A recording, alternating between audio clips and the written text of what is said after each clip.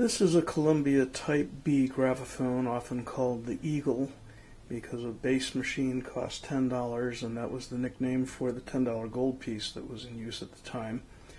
The Eagle cost $12 when it was sold with a wooden base and cover. But there was also a brief period in 1898 when the Eagle was offered with a highly nickeled and polished finish, which is what we have here. It's very unusual in that it cost an additional $3, so it was 25% more expensive than an ordinary Eagle with a cabinet. But it gave a bit of bling to the machine that is kind of unusual, because this was a very basic machine with an open works motor, everything fully exposed. But when they did the nickel-plated version, they plated everything, all the gears, the governor balls, the screws. It's really pretty remarkable, and it's a dramatic difference from the brushed steel surface that you find on conventional Eagles. This one is even more unusual in that it has an attachment which is a Polyphone attachment.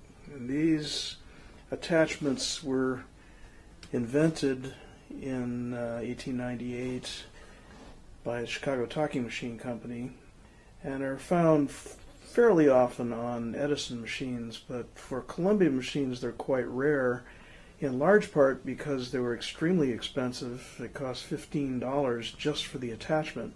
So that turned this ordinary $10 machine, when they added the nickel plating and the Polyphone attachment, it jumped all the way to $30. Very expensive machine at the time, especially since towards the end of the sales period, the Edison Standard with Polyphone, a much more substantial machine, sold for $5 less at $25. So it was a odd attachment to sell, and also a very difficult one to adjust. The Edison is not exactly easy, but the design of the Columbia floating reproducers makes this extraordinarily difficult. One key difference is that in the Edison Polyphone attachment, the styli are just 3/4 of an inch apart. In the Columbia Polyphone, the styli are fully 1 3/8 inches from each other.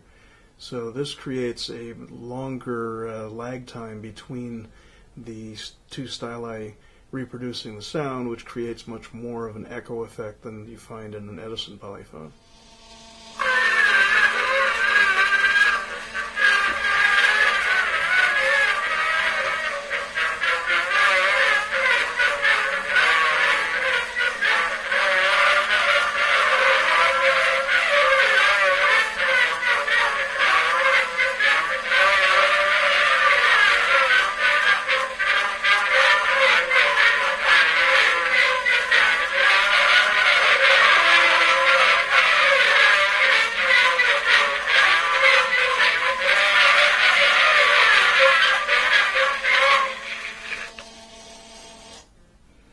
It's not hard to understand why this was not exactly a wild success.